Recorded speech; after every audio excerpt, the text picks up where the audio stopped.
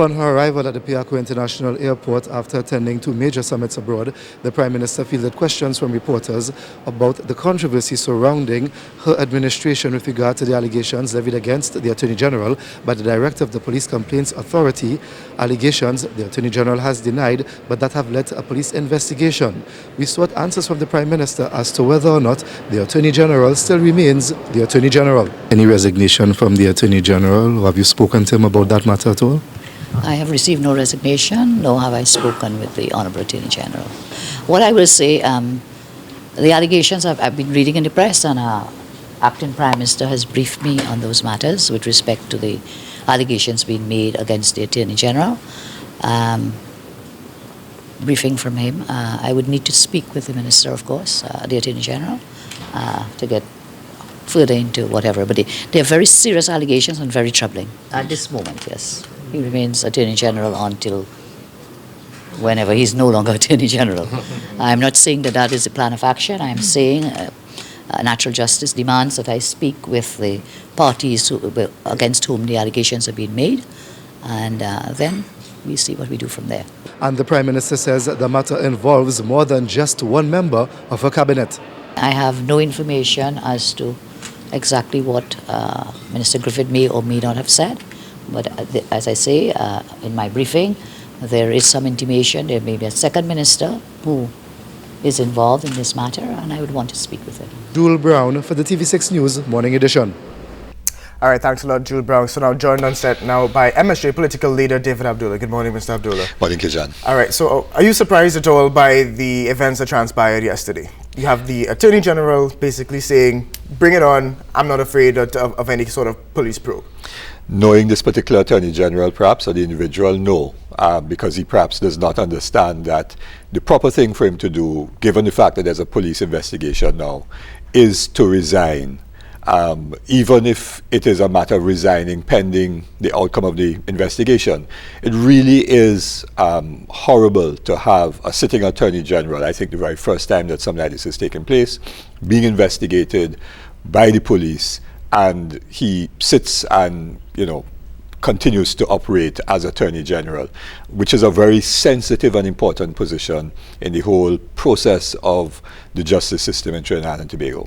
And the Prime Minister is she's always hailed as the person who takes the right step and a woman of action when she finds wrongdoing. And yet you find her saying, well, yes, even though these things are troubling, let's give him the benefit of the doubt, let's wait. So is that the right move on her part?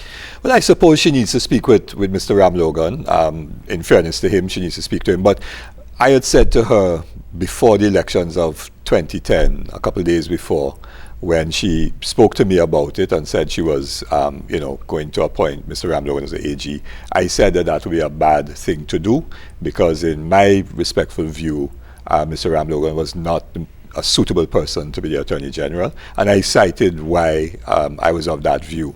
And I put forward alternative names, which she didn't agree with. So obviously, when she became Prime Minister subsequently after the elections, because this conversation was prior to the elections, she made her decision.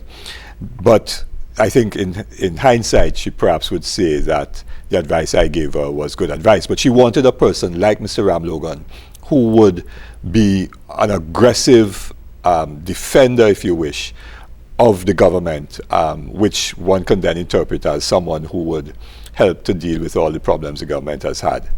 But you've looked at how other ministers have lost their posts, and they've lost it for a lot less. You had Mary King for a $100,000 contract that the Prime Minister okayed. Colin Partap turning on a siren when he wasn't supposed to, lineman outside Zen. And Chandra Sharma, again, there was a police investigation, but then the police eventually said, well, there's no evidence, we have nothing to charge, still hasn't gotten back his post. What will it take to really have the Attorney General have to step aside?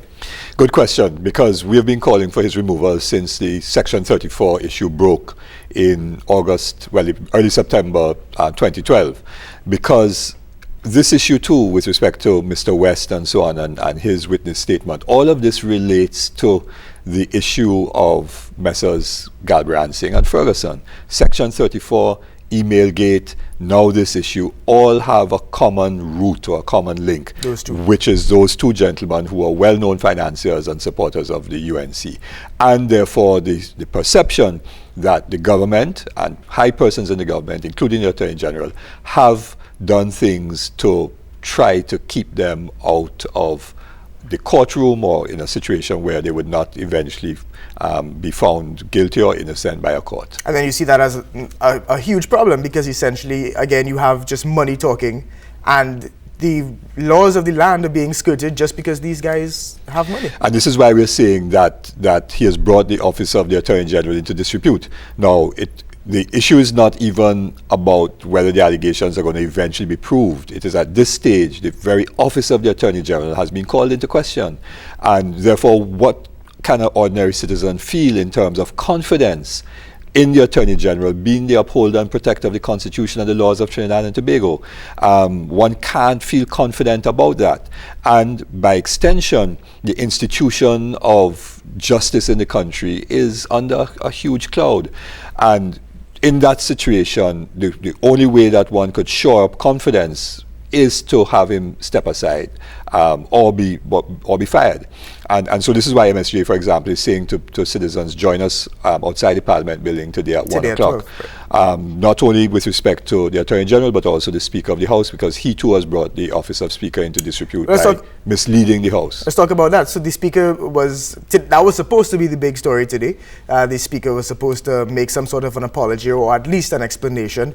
At this point, do you think the public even cares about that, given everything else going on? Well, it certainly has meant, again, a loss of confidence in the institution of the Parliament, because one of the most important rules that you don't break, or you're not supposed to break, is the misleading of the House. Now, of course, one could make, in the course of a heated debate, a statement that is not correct, and you could come back and say, well, I made an error, and so on. But this was not simply something that took place in the heat of a debate. This was premeditated, predetermined statement by the Speaker of the House. He got up quite deliberately, and in his usual style, preambled what he was going to say. So it was a very prepared, conscious statement on his part. And he said, and everybody saw it and heard it, that he received a couple hours before notice from the High Court. What do you think he's going to say today?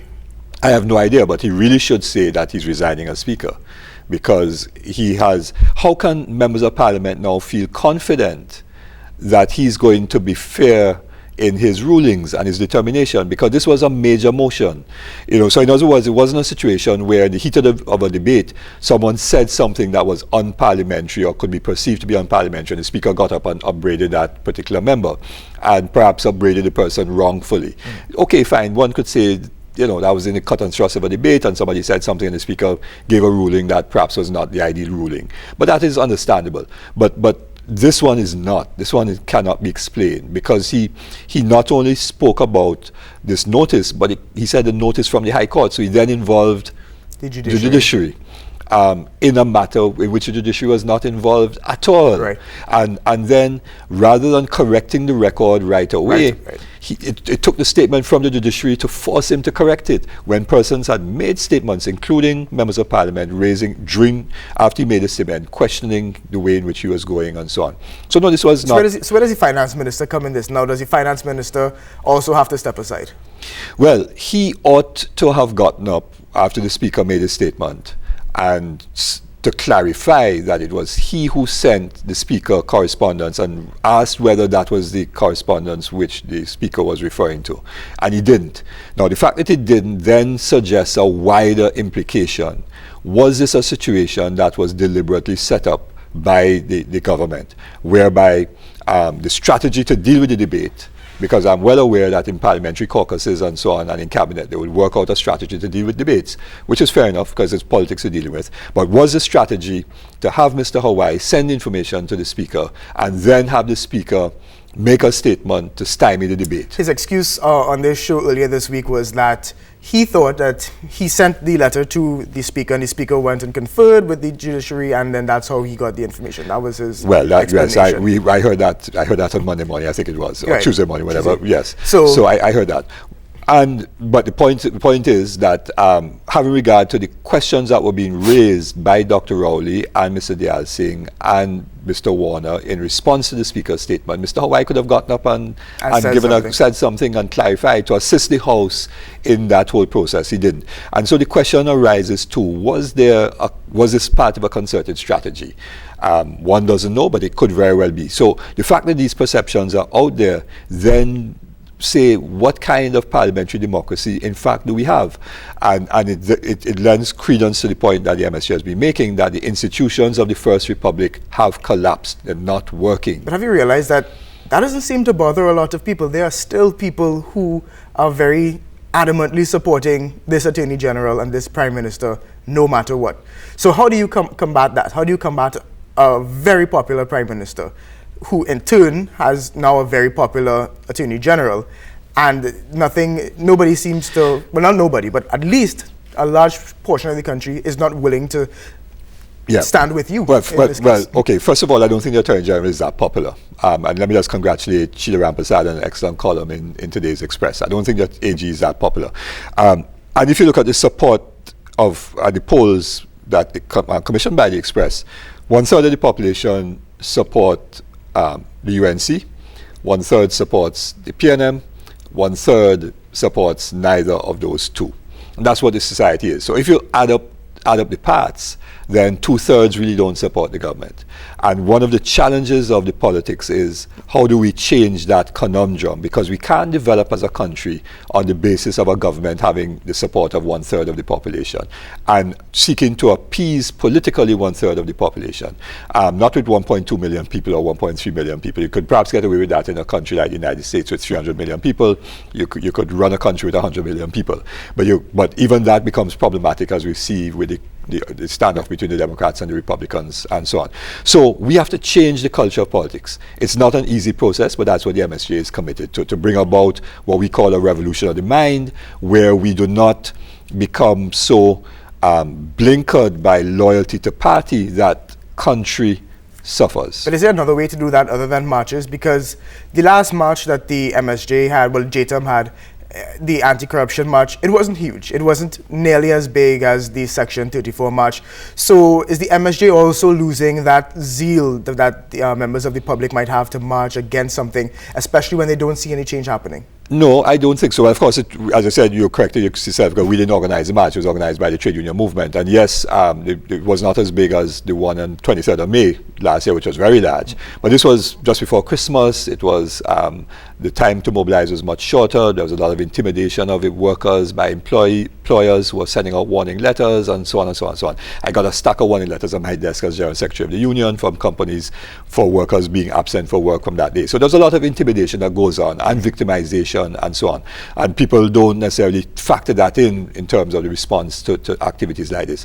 But no, I think that there is public outrage about these issues. And although we don't expect a large number of people to come out, because we only invited people yesterday to come out for today, I think that the mood of the country is such that people agree with what MSJ is saying, and others, about the fact that we have very bad governance in Trinidad and Tobago, and that there is significant abuse of office.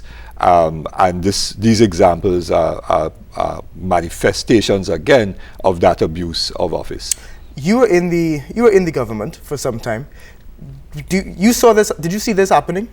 From how early did you see this happening? Oh yes, I did see it happening, and that is why, for example, at a parliamentary caucus in early January, when members were expressing various views and so on, it was agreed, not on my proposal, but it was agreed to have the chairman of the parties try to come up with proposals that would help to keep the government online and in track. Those proposals, which I drafted and was signed off by the other party chairman, Jack Warner at the time, Stanley Baird of the TOP, Joseph Tony, and so on, Igoyo Ome, that report never got discussed in any serious way until 2012. So, and then not seriously discussed. So one saw it coming. I mean, I heard statements about pulling advertisement from media houses that were not supportive of the government, and then you saw that happening. Yes, you saw all of that happening, and one made comments about what was going wrong. So that being said, is the MSJ ready for election? We haven't heard anything about the screening process, candidates, how many people you're sending up? Yeah, no, we haven't done that yet because we are going through a process of engaging with people and building that relationship with that 1/3 of the population that does not want either of those two parties, because the country really needs to move towards the Second Republic and But get you might be running out of time. Yes, time is against us. Yes, because especially, agreed, yes. and I mean, and the PNM has been calling for elections right away. And let's Yeah. assume elections are called tomorrow. Will you be ready to stand? Well, we have stand zero up? money, unlike the other parties that may have, UNC particularly, may have hundreds of millions. So yes, there are things that make it difficult for a party like the MSJ to go forward. But we are as valid, and the elections are not the be-all and end-all of politics in the country, because it is a process of changing people's thinking and bringing about what we call the Second Republic. So we don't have what is now, as I said yesterday at the press conference we had yesterday, the carnival refrain or calypso refrain, woe is me, shame and scandal in the family. You know, if you're too young probably to remember that calypso, a little bit too young. Your dad remember that. But it is now woe is we, shame and scandal in TNT. And how do we move from that situation where every Monday morning there is shame and scandal in TNT to a situation where we have good governance? And it is not only about changing the people who are in office, because it is about changing the mindset of both politicians and citizens, and also changing the systemic arrangements, the institutions of state, to ensure that there are greater checks and balances on those who we elect into office, so that they cannot abuse power in the way that the AG and others have been abusing power. All right, Mr. Abdulah, we're going to have to leave it there. Thank you very much for joining us. So this is a story that we're going to obviously keep looking at very closely today and over the next few days. But for now, we have lighter segments coming up. This is Morning Edition. Stay with us.